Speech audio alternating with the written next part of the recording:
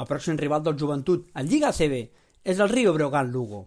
Els gallecs acumulen 3 derrotes consecutives i només han guanyat 2 partits fora de casa.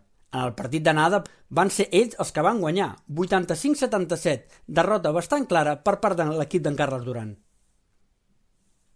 Els punts forts destaquen sobretot un jugador en concret, Ben McLemore, 13,6 punts i 38% en triples. És l'ànima i el recurs ofensiu que pot acabar desencadant en partits. També van molt bé el rebot ofensiu. Intenten carregar el màxim possible per aprofitar les segones oportunitats. I no permeten que els seus rivals juguin senzill. Intenten evitar al màxim la fluidesa a l'atac contrari. Per contra, els punts dèbils és el 29% en triple general.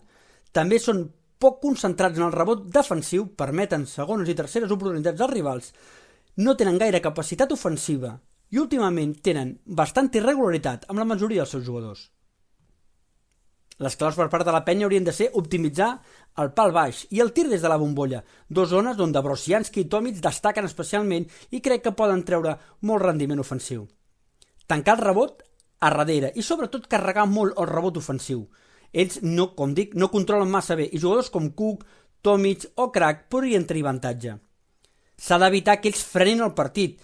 El Breogán ha aconseguit guanyar els seus partits si ha deixat en 77 o menys punts als rivals, cosa que hauria de fer la penya, evitar que els hi frenin el partit. Jugadors que destaquen també en el moment de forma i que acostumen a ser generadors d'atac és Sergi Quintela, que en les victòries del seu equip ha donat 5 o més assistències, i Morimov, l'alè que ja va a mostrar el seu potencial contra la penya en 17 punts i 5 de 10 en triples. És un tirador letal i un jugador que fa molta feina.